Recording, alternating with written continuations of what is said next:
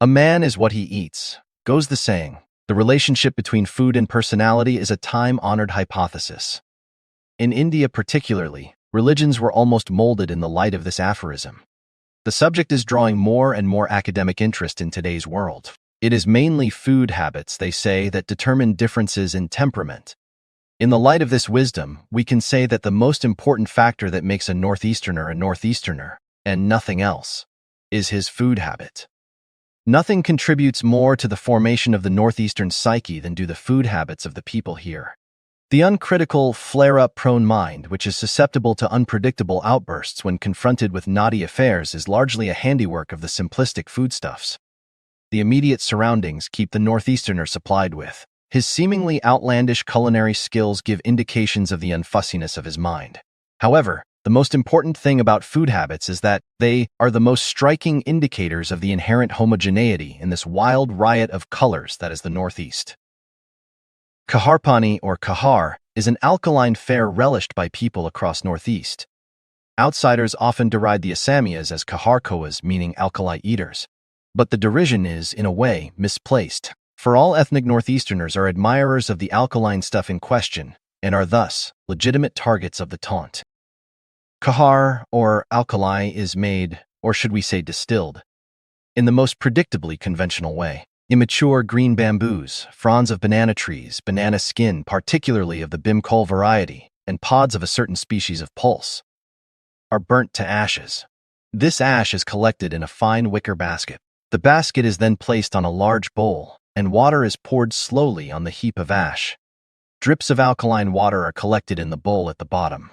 This is kahar, or alkali. This alkaline water was the sole means of washing clothes when soap or detergent powders were not available as industrial products. Most Northeasterners in rural areas till today use this for washing clothes or shampooing their hair. As a food item, Kharpani is used in preparing delicious dishes. The most popular form of Kharpani dish is a kind of mush prepared by boiling all sorts of exotic vegetables. They include bamboo shoots, arum leaves, papaya, and a host of other vegetables and spinach. Together with pulses, the method of preparation is also northeastly simple. After the mush is boiled up to a certain limit, pour Kharpani into it. Boil a few more minutes, and the dish is ready to serve. No edible oil, no other spices. That is, no other conventionally known spices. Some kind of appetizing herbs are added to give the dish an exotic tang. This is, however, only an outline of a very common, widely accepted method. Even in this commonest method, there are variations. Different ethnic groups have slightly different choices of vegetables, spinach, and spicy leaves. The method described above is popular mostly in Assam, Manipur, and Tripura. One thing, before we go any further, let me share this. The next few videos are going to be very, very important and also really intriguing. We'll be uncovering some of Northeast India's most exotic gastronomical marvels. Not just recipes, but full-life processes associated with them. The same way we're doing with Kharpani here. So please hit the subscribe button so you don't miss them. Also, it encourages us to dive deeper into the explorations. Thank you.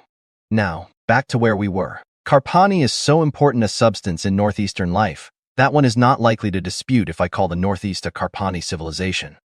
For there used to be a time when Kharpani determined most things of life here. Besides being used as a washing agent and a food item, Kharpani is used as a softening agent in the preparation of meat or fish. Fish curries are often cooked in a simplistic manner by boiling fish and then adding Kharpani to it. If meat is tough and refuses to get boiled, the Northeastern housewife has a simple solution. Pour Kharpani into it and the meat becomes soft in no time. In all probability, Kharpani was the only cooking medium known to Northeasterners before mainland Indian culinary arts arrived here. Most of the traditional Indian spices were not known to the Northeasterner, not in the remote past, at any rate. As a matter of fact, other than turmeric and ginger, scarcely were any popular Indian spices known to the early Northeasterner. There is a legendary tale about a Bengali trader in Mizoram who established his business empire by trading in edible oil. Mizo people are, even to this day, not known to be great admirers of mustard oil. The said trader had to persevere a lot trying to convince them as to the usefulness and tastefulness of mustard oil. That is, he had to create the market first before he could start selling the commodity. Many an urbanized Northeasterner has today begun to drop Kharpani from their menus. The preparation of Kharpani. That is, the process of distilling alkaline water is too inelegant a thing in an urban setup. Moreover, the availability of ingredients for preparing the dish is another bottleneck that makes Kharpani fight a losing battle. Besides, a good number of Northeasterners with a snobbish attitude to life tend to disown this most authentic, most traditional, and most natural Northeastern delicacy. But die-hard admirers of this purest Northeastern delicacy are still keeping the flag flying. They use baking soda as a poor substitute for Kharpani, or import distillation-ready lumps of ash from far-flung areas, and distill Kharpani in the privacy of their urban kitchens. Business sense, however, has made distilled Kharpani available to Guwahatians today. Other parts of the region, one expects, will catch up soon. Why is Kharpani so popular a foodstuff in the region?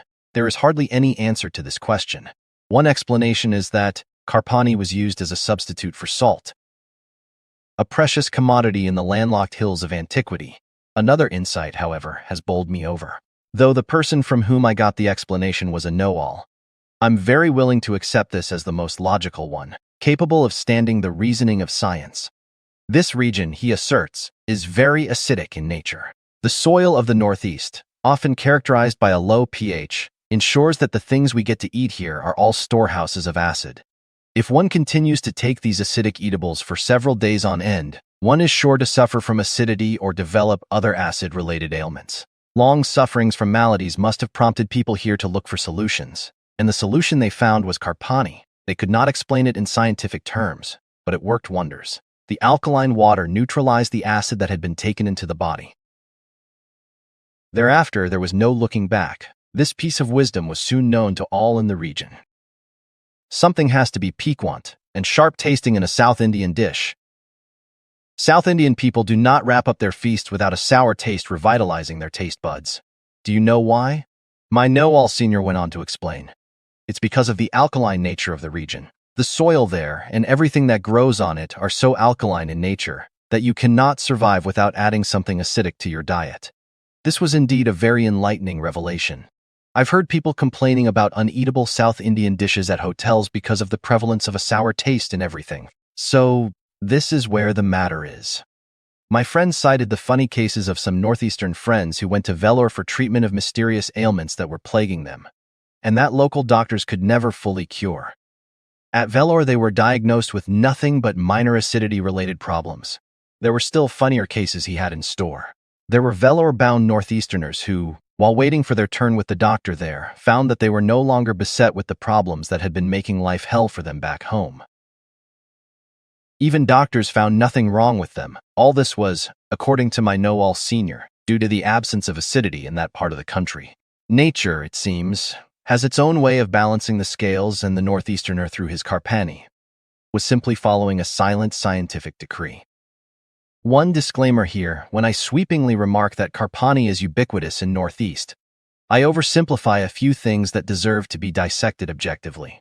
The most glaring challenge to this remark comes from Meghalaya. The Khasis and Jaintia tribes aren't exactly gung-ho connoisseurs of Kharpani.